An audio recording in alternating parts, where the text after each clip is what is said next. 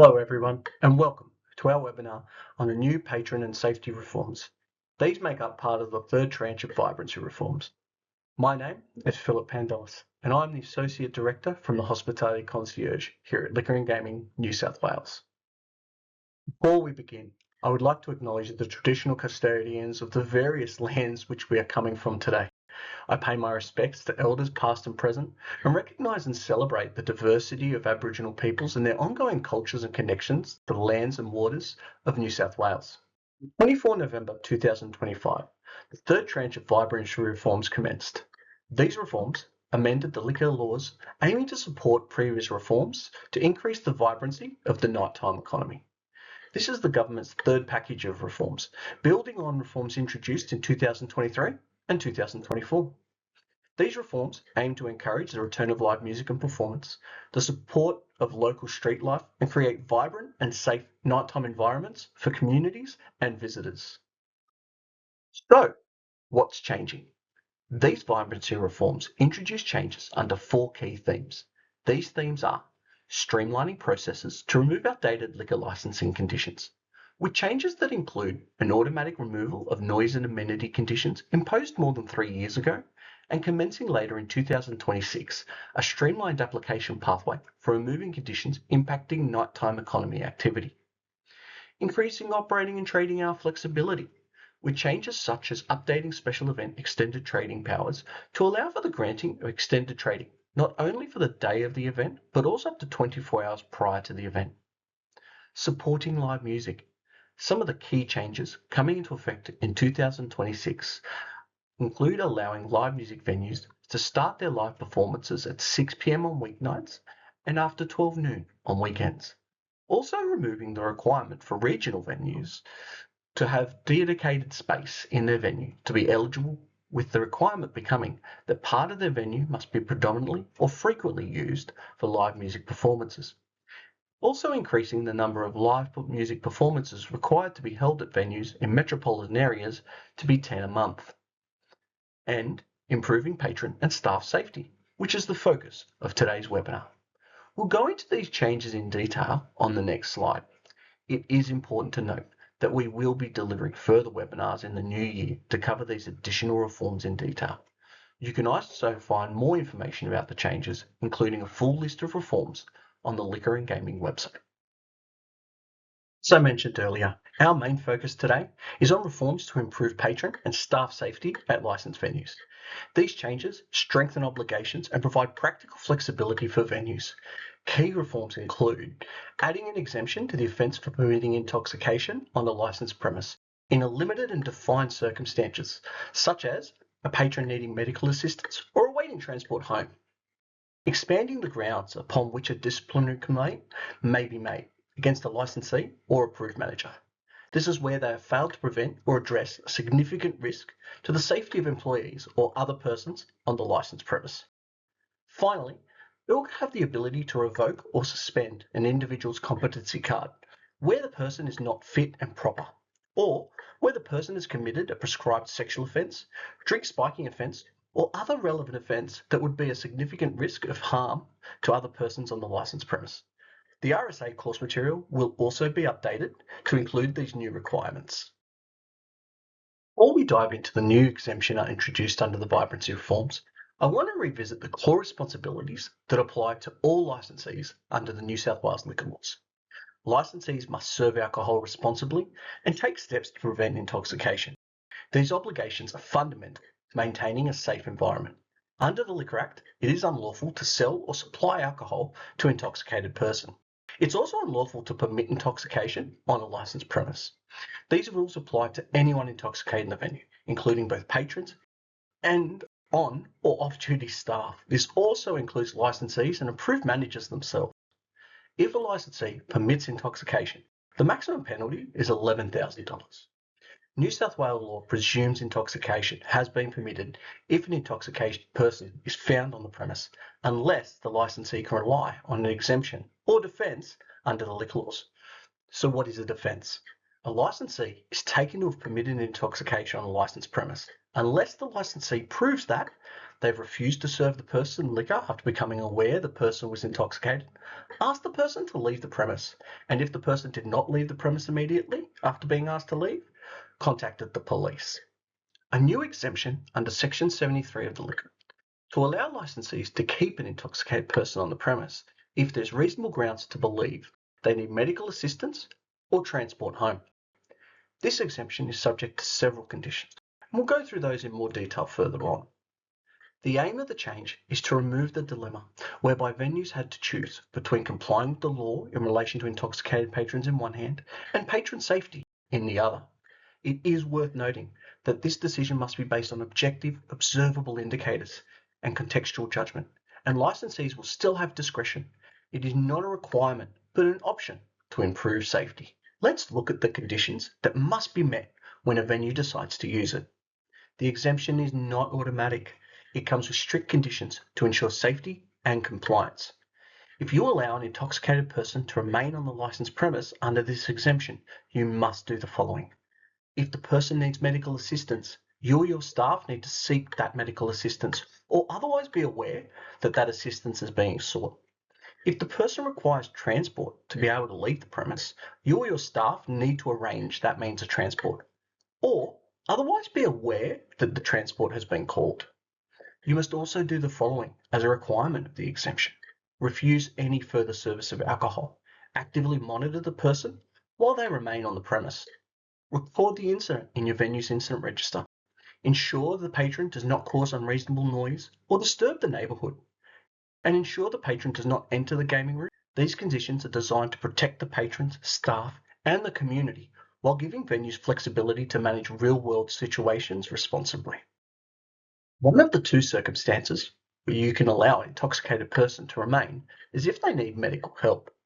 The legislation defines this as a situation where the patron requires medical assistance, and it's up to you and your staff to make that determination. Venues are already experienced in spotting medical emergencies. Some of the indicators to look for are signs of drink spiking incident. You can refer to the intoxication guidelines for detailed symptoms, or medical emergency symptoms such as loss of consciousness, unresponsiveness, breathing difficulties, disorientation, seizures, confusion, or not being able to care for themselves. As I mentioned earlier, the legislation requires staff to ensure that medical assistance has been sought for the person. This means that staff have called for emergency services, or you're aware and satisfied that another person has called for emergency services instead. For example, a friend or family member, or another person at the venue. This exemption is about prioritising safety.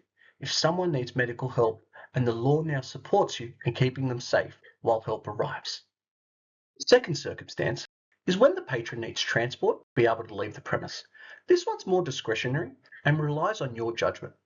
You and your staff need to decide if the person requires transport in order to be able to leave the premise and get home safely. Some of the factors to consider include the time of day. For example, 2 or 3 in the morning or earlier in some areas where transport options are limited. Weather conditions. Is there extreme heat, cold, or rain? The availability of support.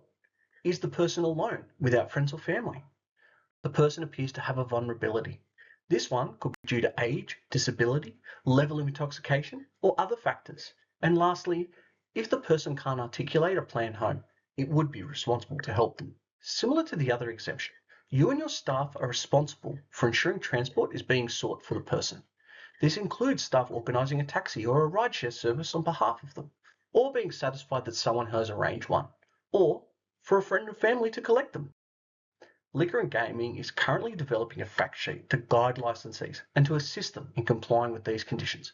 It will also provide some tailored information for regional or remote venues where transport options are limited. For example, those venues may be required to consider alternative transport options, such as community transport options, or contacting their nominated family or friends. When using the exemption, one of the key conditions is to actively monitor the intoxicated patron. But what does that look like in practice? In reality, active monitoring of a patron will differ from venue to venue. It will depend on several factors, such as staffing levels, venue size, and location of the venue. Venues are also responsible for ensuring there are adequate processes in place to ensure that staff are aware of their obligations to monitor intoxicated patrons. The most appropriate approach will differ, depending on the unique environment of your venue. However, we have developed some best practice guidance that venue staff can follow. Provide a safe space. Offer water to the person. Move the patron to a quiet, well-lit area, away from bar service. Assign supervision. Allocate a responsible staff member to monitor the person. And if ongoing supervision is not possible, check on them regularly, at least every 10 to 15 minutes. One of the key conditions of using this exemption is keeping a record of the incident in an approved incident register. The legislation provides specific details on what must be recorded. This includes the time the licensee or staff became aware of the intoxicated patrons on the premise, the actions taken in response, and the time the person left the premise. Licensees must ensure that they keep the incident register for at least 3 years, and it must be made available to authorities upon request. Some venues looking to use this exemption may not currently have an incident register. If you want to use this exemption, you'll need to get one, either a bound book or a digital incident register that complies with the Digital Incident Register guidelines. To make it easy, you can scan the QR code on this slide to buy the Liquor and Gaming's bound incident register. I would now like to introduce the Director of Policy and Reform, Sarah Lowe. Thanks very much, Philip. The Vibrancy Reforms will allow disciplinary action to be taken against a licensee or approved manager who fails to prevent or address a significant risk to the safety of anyone on the licensed premises. This includes risk to both staff and patrons on the premises, but also aligns with a positive duty under the work health and safety laws to provide a safe workplace for employees. This ground for disciplinary action will capture licensees and managers who fail to address behaviour that would pose a serious threat to the physical or psychosocial well-being of individuals on the premises. This would include failure to address sexual misconduct or harassment, physical violence or other conduct that may result in serious harm, including permitting staff intoxication or drug use. Licensees who want to ensure that they are meeting their obligations may refer to the relevant training, such as the Safe Works Preventing Workplace Sexual Harassment Guide for Hospitality Businesses. This resource is available to download from the New South Wales Safe Work website in the resource library. As you may also be aware, the RSA and licensee training courses now include content on drink spiking and sexual violence. A copy of this RSA course content is available for free on the Liquor and Gaming website, so if you or your staff missed out on it, we encourage you to download it, make it available to staff and take them through it in team meetings. We expect that these actions will typically follow from an investigation by an agency such as Liquor and Gaming, Safe Work New South Wales Police, or the Australian Human Rights Commission. If a licensee does breach this obligation, the usual disciplinary process will be followed, including a complaint being made to the Independent Liquor and Gaming Authority and a show cause process to provide for procedural fairness to the licensee or manager. In New South Wales, competency cards are required to work in the liquor and gaming industry in New South Wales. The endorsements on your competency card show you've completed mandatory training, and your card must be shown when requested by employers and authorities. RSA competency card holders, as workers in venues that sell or serve alcohol, are in a position of trust in a highly regulated industry. Card holders must be held to a high standard of behaviour to ensure the safety and well-being of patrons and other staff of a licensed venue.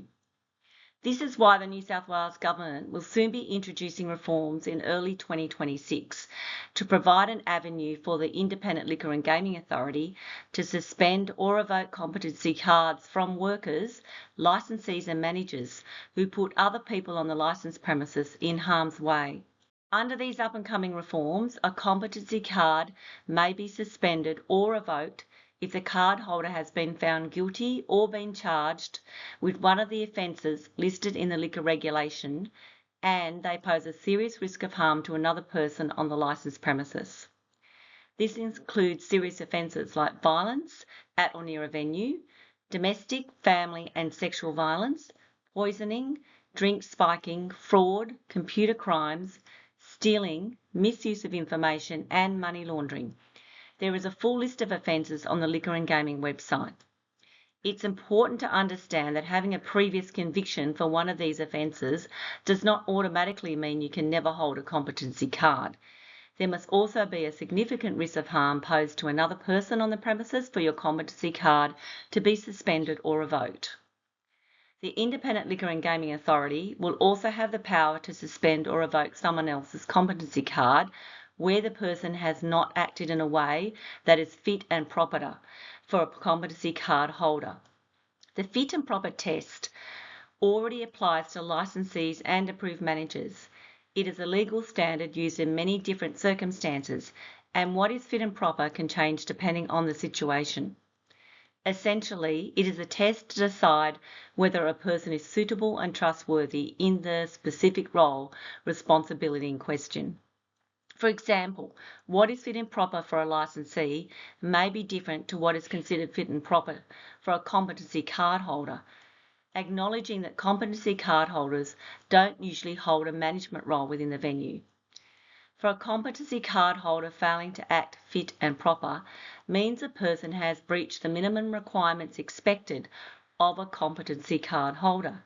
They have acted in a way that creates a serious risk for the safety or well-being of others on the licensed presence, including engaging in or condoning sexual harassment, sexual assault, pressuring staff to consume prohibited drugs while at work, violence, or otherwise dangerous behaviour. It should not be difficult to act in a fit and proper manner. This ground for revocation will only be used in limited situations where there is a substantial risk posed by the person remaining in their job on the licensed premises. It's also important to note that there will be procedural fairness built into the process. Where there is an investigation into whether someone should not hold a competency card, as per the process for disciplinary matters against licensees and managers, the card holder will have an opportunity to make a submission to the Independent Liquor and Gaming Authority before any decision is made to ensure that they can share their side of the story and be fully heard. If the authority decides to suspend or revoke a card after considering the submissions, the individual can seek a review of the decision to the New South Wales Civil and Administrative Tribunal. I will now hand back to Phil. Thanks, Sarah. On the current screen, you'll see some useful links. If you're not already subscribed to our Hospitality and Racing newsletter, you can use the QR code on the screen to sign up for monthly updates. If you need further assistance, you can contact the Hospitality Concierge team. Just visit the Liquor and Gaming website, type Hospitality Concierge into the search bar and book a call with one of our team. If you are interested in other events, you can visit our website. And a last reminder that we will be delivering further webinars in the new year on the Vibrancy Reforms.